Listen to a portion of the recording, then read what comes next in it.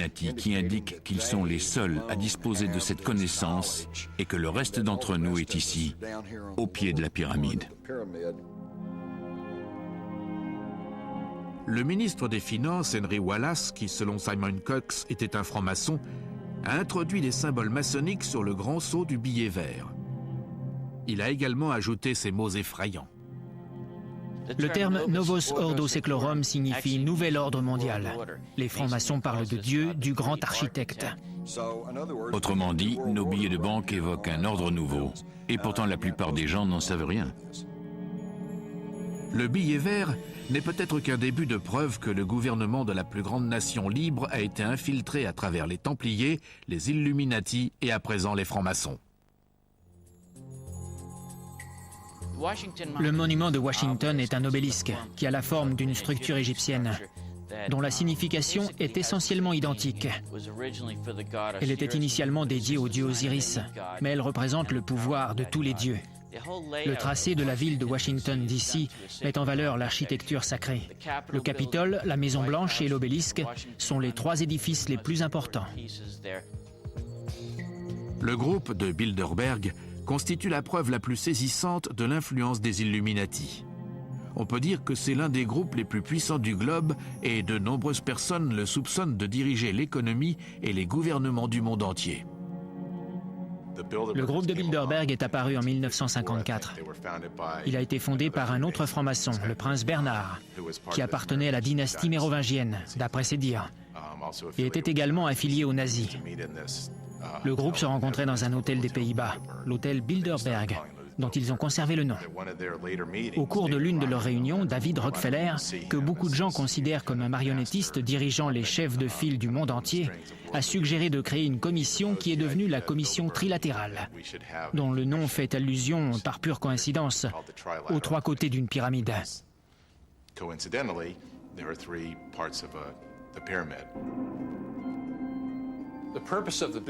L'objectif du groupe de Bilderberg était une Europe unie qui débuterait par un marché commun.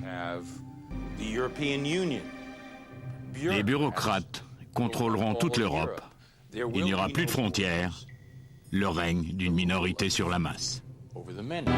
Certains attribuent la création de l'Union européenne au prieuré de Sion. François Mitterrand aurait été un de ses membres, tout comme beaucoup d'autres puissants de ce monde. Il y a une grande part de secret, surtout au sein du groupe de Bilderberg. Il y a une grande part d'intimité autour de ce qui se décide au sein de la commission trilatérale. Et le fait qu'ils aient envie de façonner le monde selon leurs desseins, de déterminer ce qui est bien et les moyens d'y parvenir, permet de faire le lien avec le nouvel ordre mondial, la pyramide, l'œil et la tradition maçonnique.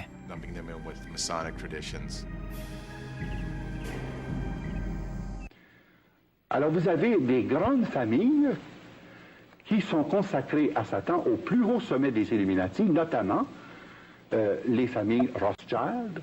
Et quand je dis Rothschild, vous savez, faut comprendre une chose. Il ne s'agit pas seulement de la famille du baron de Rothschild. Ça, c'est une branche des Rothschild qui contrôle toute l'économie française. Mais vous avez une autre branche Rothschild, celle de Lord Rothschild, qui contrôle la Banque d'Angleterre. Ils étaient 5 frères, n'est-ce pas? Oui. Alors, leur véritable nom était Amschel. Et ils ont reçu le nom et le titre de Rothschild par le fait qu'ils étaient des prêteurs. Et que le mot Roth veut dire rouge et shield, écu. L'écu rouge était le symbole des prêteurs. Et comme ils avaient prêté notamment au prince de Savoie, comme ils avaient prêté au roi de France, comme ils avaient prêté au roi d'Italie, eh bien à ce moment-là, les redevances étaient, comme ils ne pouvaient pas remplir leurs obligations, de leur confier des baronnies et des lordships. Et c'est ainsi que les Rothschild ont contrôlé un grand secteur, notamment en Europe, c'est-à-dire la France, la Suisse et l'Angleterre. En Amérique, ça a été principalement la famille Rockefeller. Et beaucoup de gens ne savent pas que les Rockefeller ne sont pas juifs. Les Rockefeller sont français. C'est de Roquefeuille. Et les Rockefeller ont construit leur fortune aux États-Unis. Et pour réussir en Amérique, on prit le nom de Rockefeller. Mais originalement, c'était des Huguenots français qui ont quitté la France à cause de la persécution, qui finalement se sont établis sous le nom de Rockefeller et ont créé l'empire que nous connaissons. Et la pyramide que j'ai ici présentement illustre l'empire Rockefeller qui contrôle non seulement l'Amérique du Nord, mais qui contrôle aussi tous les intérêts affiliés des multinationales sur le plan économique. Une société secrète comme Tête de Mort et Tibia a une énorme influence politique, tout particulièrement sur la politique étrangère. Les membres étaient jusqu'à présent soigneusement sélectionnés dans les meilleures familles. Les Bush, les Bundys, les Rockefellers, les Taft, avec les mêmes profils, des hommes blancs, protestants et riches. Je pense que ça fait partie d'une petite mafia, très bien organisée, qui a trompé le peuple américain. Dans la région immédiate de Glasgow, il y a le château Rothschild qui abrite un des principaux temples sataniques où annuellement les 8 grands chefs du monde se rencontrent avec les 13 du Coven. Et ce sont les mêmes 13 prêtres druides qui sont les personnes consacrées au culte de Satan et qui doivent présider au contrat satanique à l'intérieur et de la franc-maçonnerie et des Illuminati. Parce qu'au sommet, francs-maçons et Illuminati se confondent. Tandis qu'en bas de l'échelle, disons en bas du 20e degré, quelqu'un peut être franc-maçon sans jamais avoir même entendu parler des Illuminati. Et c'est ça qui est la confusion.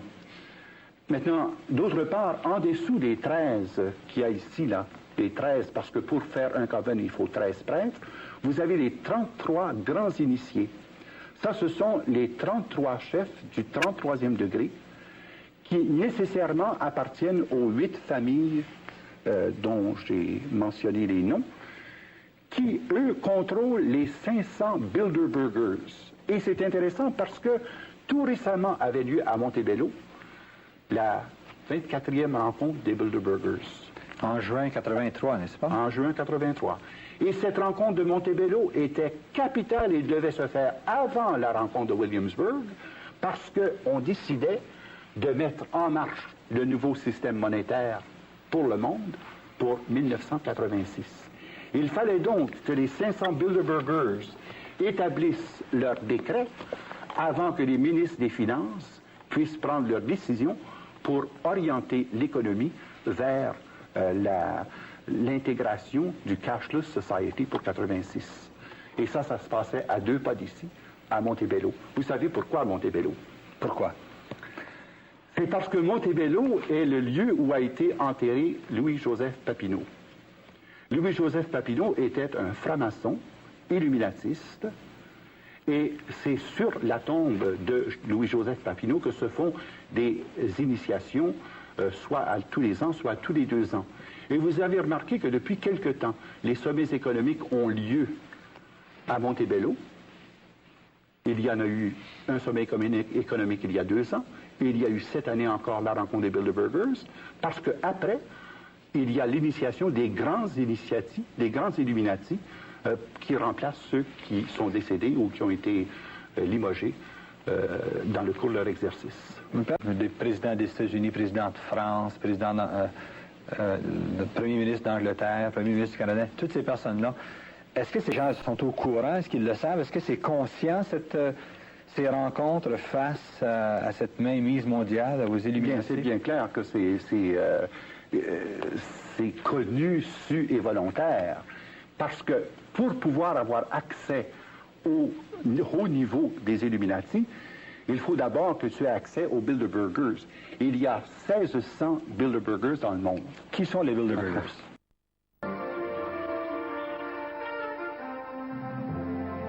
Madame, Monsieur, bonsoir. Les personnalités les plus influentes du monde réunies dans le plus grand secret à Genval, dans le Brabant wallon.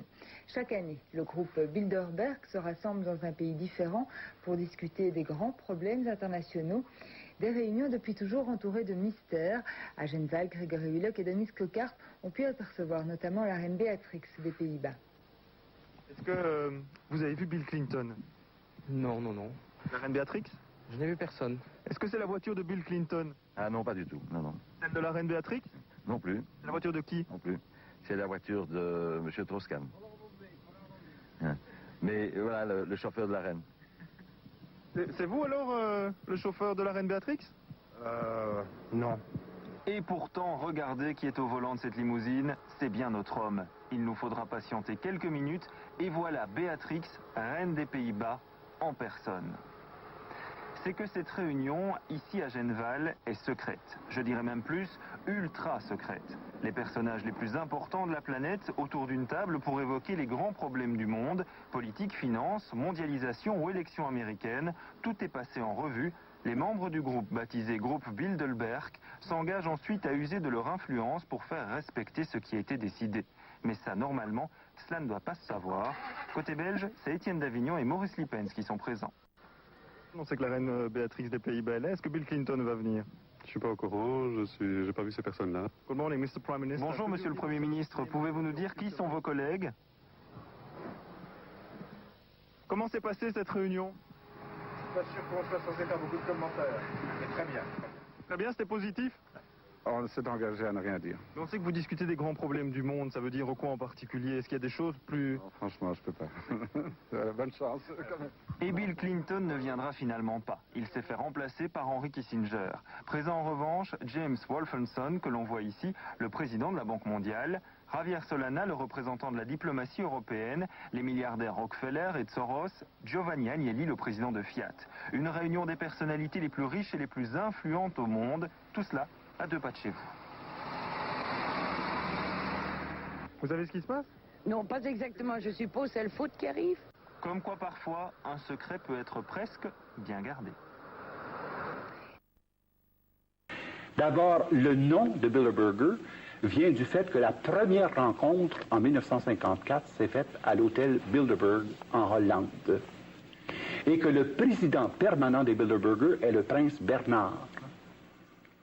Bon, le prince Bernard qui contrôle une partie importante de l'économie européenne et ensuite la reine Juliana dont les intérêts dans le Dutch Shell Oil Industries et sa propriété personnelle finalement regroupe sous l'égide du prince Bernard des personnes aussi reconnues, n'est-ce pas, que les Onassis, les Kennedy, pour les Canadiens ici Cyrus Eaton, vous avez d'autre part John Foster Dulles, les Rothschild, le président Giscard d'Estaing qui était d'ailleurs membre éminent de la loge française, et vous avez Margaret Thatcher évidemment qui est à la tête des Round Tables.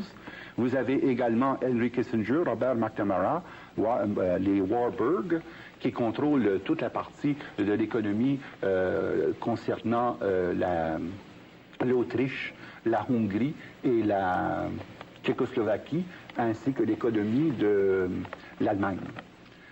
Alors, c'est tout cela qui est interrelié et qui prennent des décisions occultes.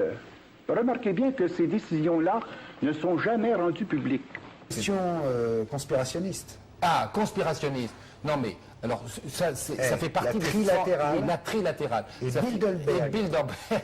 Mais je pense qu'il n'y a pas de 10% des gens qui savent ce que c'est, mais moi je vais le dire ce que c'est. Peut-être même Skull and Bones pour toi. Qu'est-ce que c'est quoi? Ah, ça je connais pas. Tu connais pas Skull and Bones? Non. Tu fais semblant de ne pas connaître Skull and Bones. Mais il y a encore temps à apprendre. Bon, vas-y. Alors, ce sont des conférences internationales dans lesquelles on parle des grands problèmes du monde. C'est démocratique, tu penses, de faire ça? C'est-à-dire de se réunir entre gens qui dirigent dans différents domaines, politiques, financiers, et qu'on ait le sentiment, nous, les humbles, les sans-grades, les gens de la plèbe, de se dire, tiens, on est dirigé d'en haut.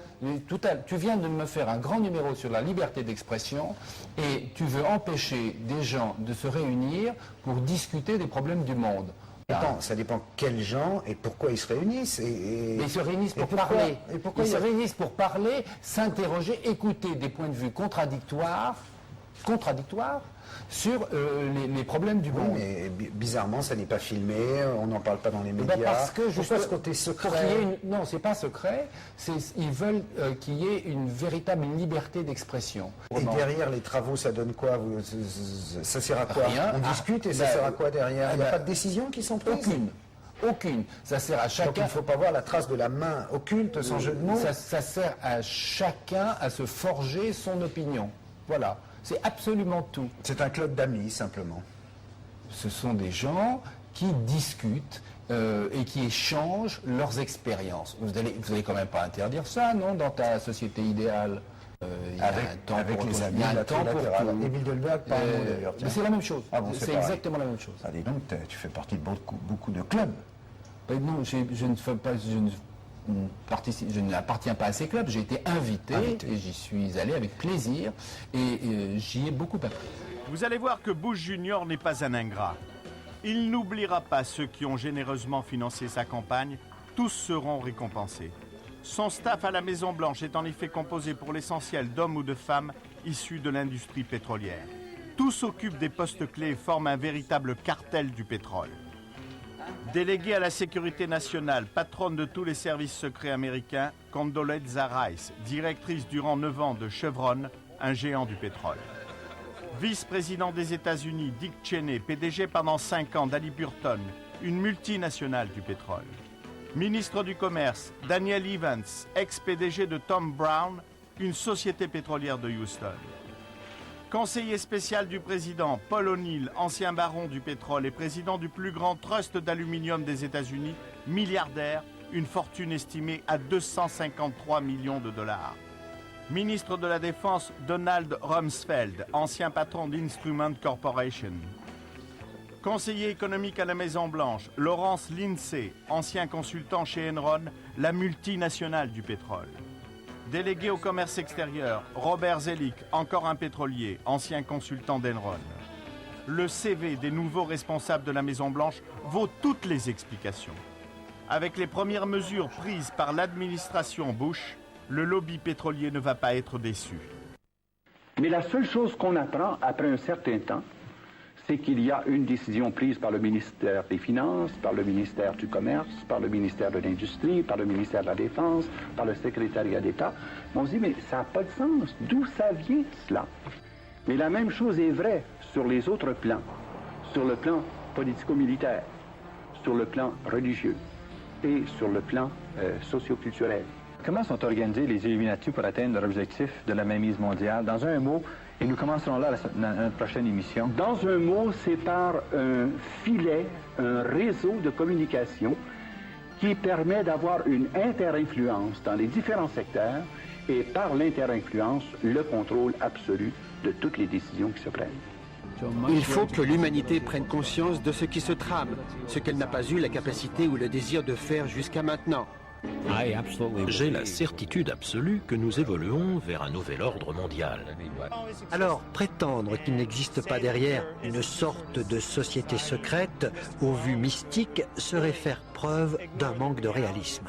La phase finale de l'opération utilisera toutes les forces en place afin de lancer des coups d'État militaires destinés à renverser tout gouvernement hostile et à mettre le monde sous le joug d'un gouvernement global contrôlé par les Illuminati.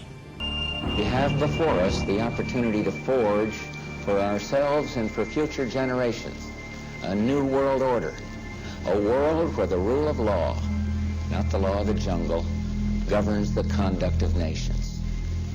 When we are successful, and we will be, we have a real chance at this new world order, an order in which a credible United Nations can use its peacekeeping role to fulfill the promise and vision of the UN's founders. I have a message for our military. Be ready. I've called the armed forces to alert, and there is a reason. The hour is coming when America will act, and you will make us proud. May God grant us wisdom, and may He watch over the United States of America. L'effroyable plan de domination planétaire des Illuminati peut-il être enrayé? On ne peut qu'espérer que les peuples des nations du monde entier percevront les signes et tiendront compte de l'avertissement explicite selon lequel ceux qui se cachent dans l'ombre projettent de nous voler notre liberté. Je suis Patrick McNee, merci de votre attention.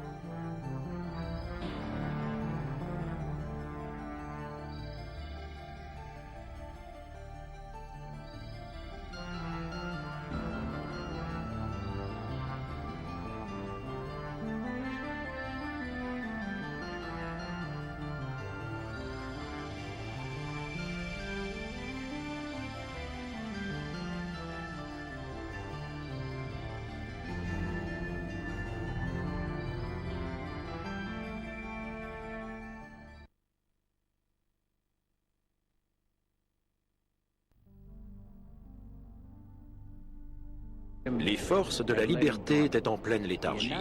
Les Nations Unies leur offrent une nouvelle vie. Ces institutions jouent un rôle crucial dans notre quête d'un nouvel ordre mondial. Un ordre dans lequel aucune nation n'abandonnera une once de sa souveraineté. Un ordre qui sera caractérisé par la loi plutôt que par la force.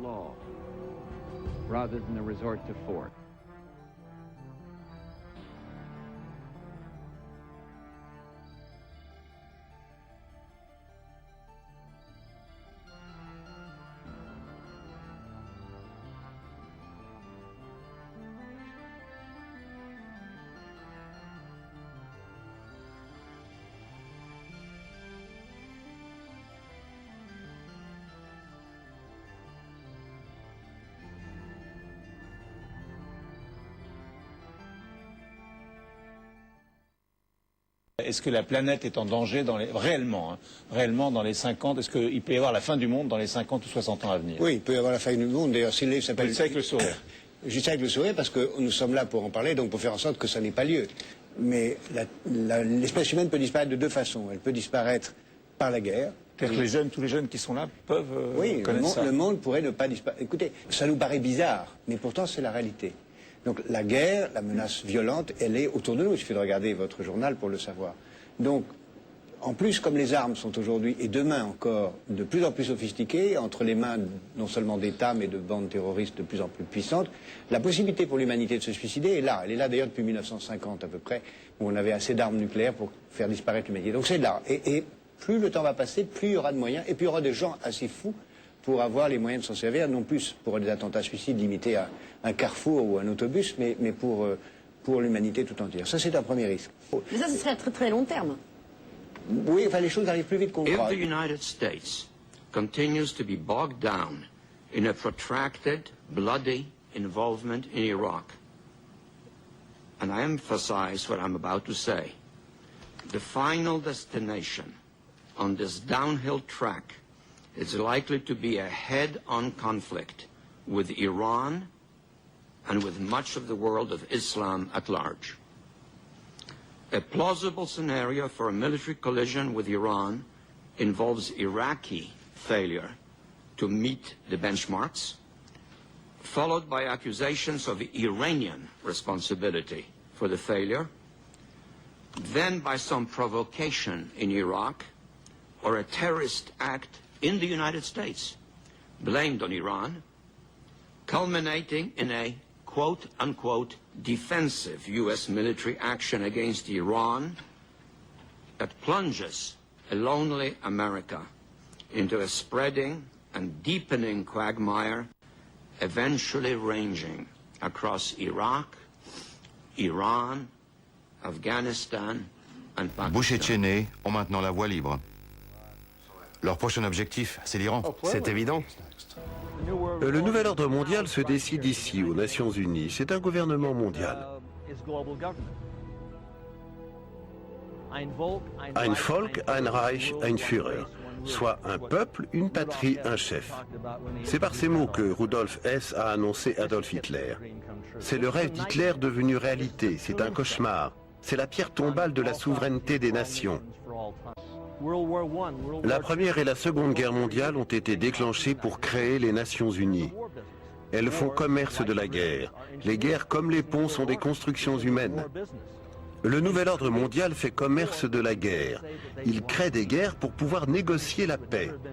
Ce bâtiment n'aurait jamais pu voir le jour sans l'aide de la Première et de la Seconde Guerre mondiale.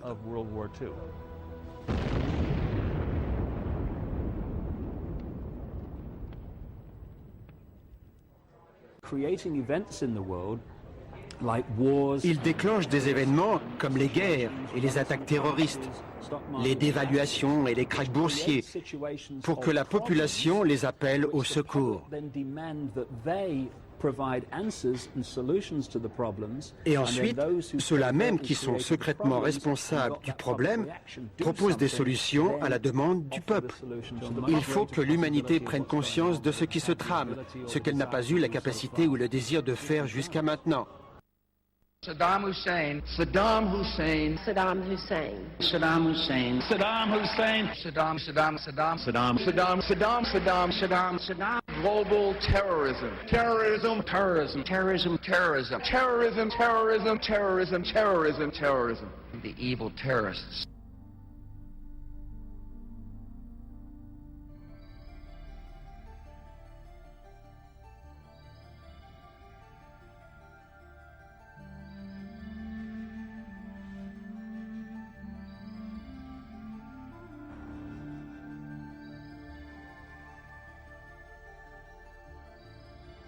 Mais pour cette discussion, George Bush ne voit peut-être pas en Jacques Chirac le meilleur interlocuteur, en tout cas pas dans son ranch de Crawford, pour lequel il a une idée très précise de ses invités.